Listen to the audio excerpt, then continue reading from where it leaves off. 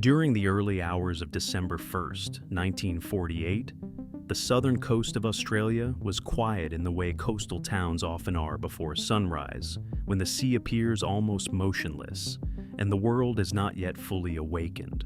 Somerton Beach, located just outside the city of Adelaide, was nearly empty at that hour, with only a few early walkers passing along the shoreline as the pale light of dawn began to spread across the water. Against the seawall that separated the sand from the grassy embankment, a man sat motionless in the cold morning air. From a distance, he looked like someone who had simply fallen asleep while watching the ocean. His back rested against the concrete wall, his legs stretched forward toward the sand, and one arm lay across his chest in a relaxed posture that suggested the quiet stillness of rest rather than distress. Yet, when a passerby approached and attempted to wake him, the illusion of peaceful sleep disappeared instantly. The man was already dead. Police officers who arrived shortly afterward would discover that the stranger carried no identification, no wallet, and no documents that could reveal his name or origin. Even more unsettling was the realization that every label inside his clothing had been deliberately removed with careful precision. Weeks later, investigators would find a tiny scrap of paper hidden in a secret pocket inside the man's trousers. On that scrap were two printed words taken from a rare book of Persian poetry, Tamam Shud. In English, the phrase translates to, "It is finished."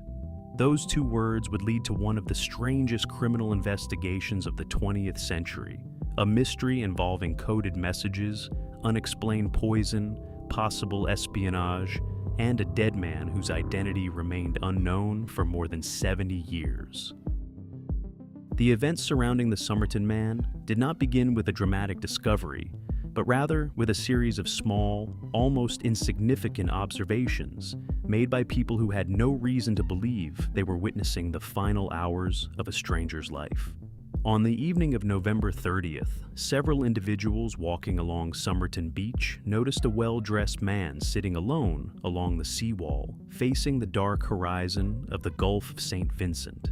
Adelaide in the late 1940s was considered one of the quieter cities in Australia, and a solitary man watching the ocean at night did not immediately appear unusual. One couple who later spoke to investigators recalled that the man appeared calm and relaxed, as if he were enjoying the peaceful atmosphere of the beach after sunset. At one point, they saw him slowly raise his arm before letting it fall back against his chest, a gesture they interpreted as a casual movement rather than a sign of distress. When they passed the same location again sometime later, the man remained in exactly the same position, still facing the dark water and illuminated only by distant streetlights along the shoreline. Another witness who walked by later that night described the same quiet stillness, explaining that the man looked as though he had simply fallen asleep after sitting down to watch the sea. No one attempted to speak with him. No one suspected that the stranger had already died. The Somerton Man case unfolded during a time when the world was entering a new and deeply uncertain political era. The Second World War had ended only 3 years earlier, yet the fragile peace that followed was quickly giving way to the tensions that would define the Cold War. Across Europe, Asia, and the Americas, intelligence agencies were expanding their operations, recruiting informants and developing complex networks of espionage designed to monitor rival governments. Australia, despite its geographic distance from many of the major power centers, had become strategically important due to its growing military research facilities and its close alliance with Britain and the United States.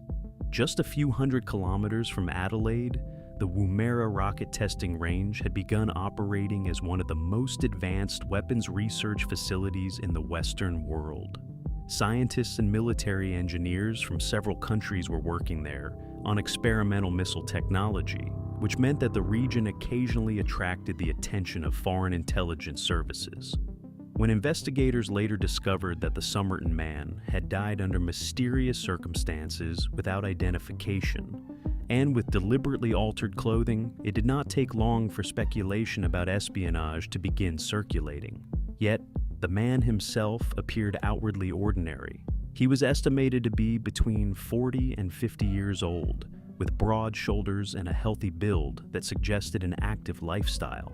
His hands were smooth and showed few signs of manual labor, indicating that he likely worked in a profession that required minimal physical strain.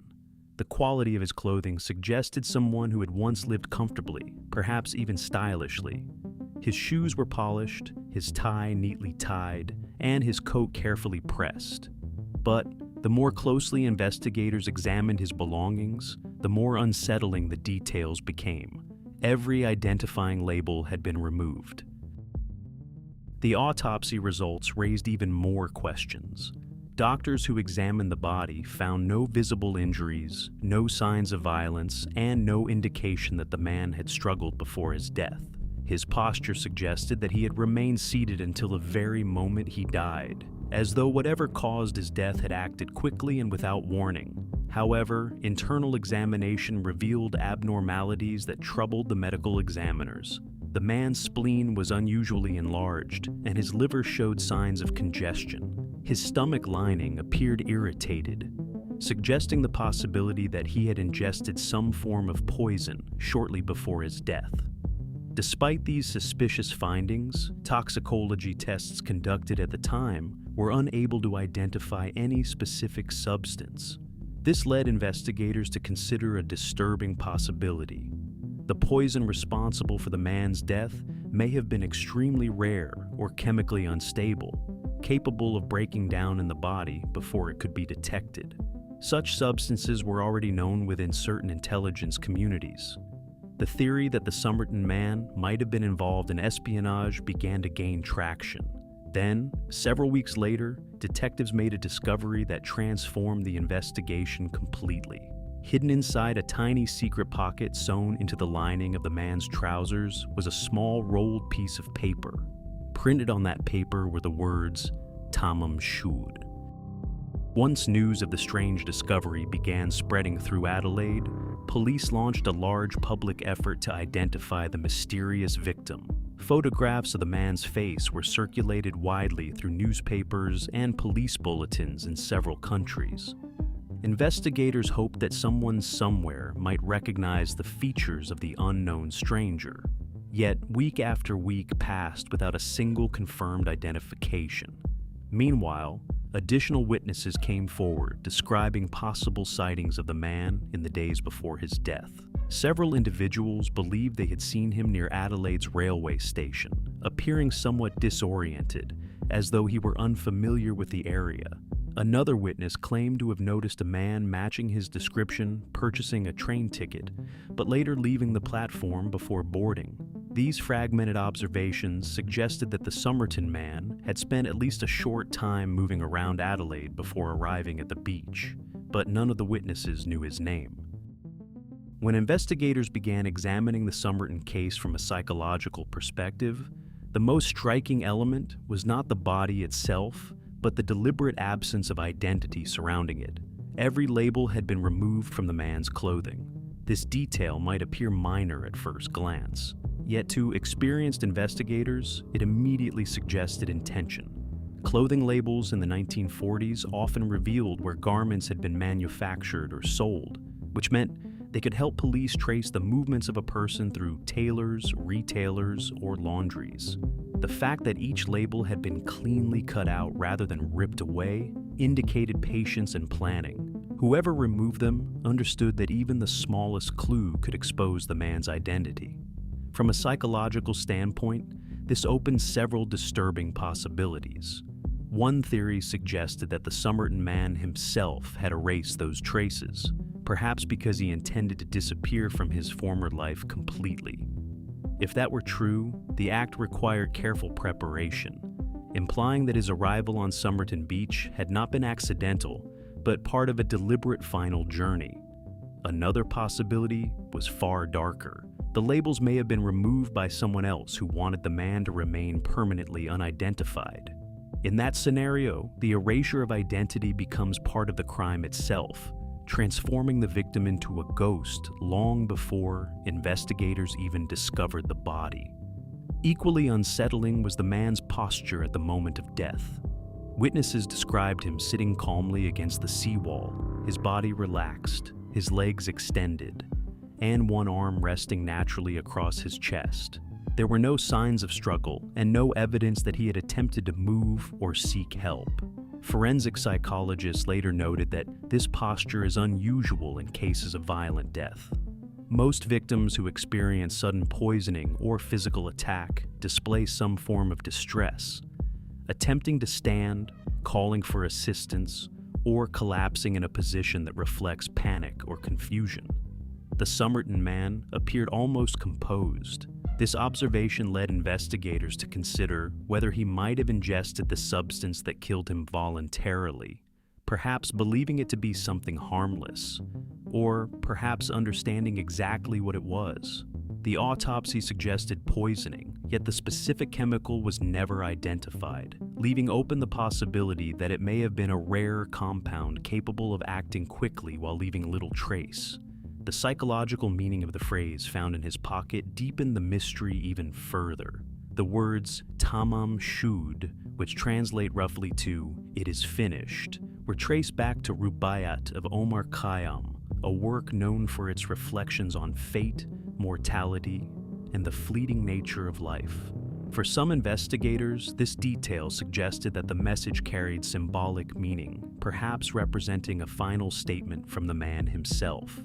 Others believed the phrase might have served a completely different purpose, functioning as a coded signal rather than a philosophical one. If the Somerton Man had been involved in espionage, as some Cold War theories later suggested, such phrases could operate as simple yet effective markers indicating that an operation had been completed or that a mission had reached its conclusion. What makes the psychological dimension of the case so haunting is that every interpretation remains possible.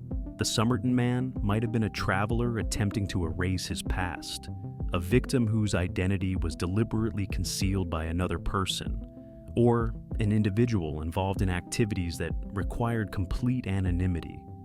Yet, without knowing who he truly was, investigators could never determine which of these psychological portraits reflects reality. The man on the beach left behind no history, no confirmed relationships, and no clear emotional motive for his death. Instead, he left investigators with a handful of clues that seemed almost designed to provoke questions rather than answer them. And in many ways, that absence of identity may be the most unsettling aspect of the entire mystery. If you enjoy dark mysteries and forbidden history, subscribe to the Black Archive.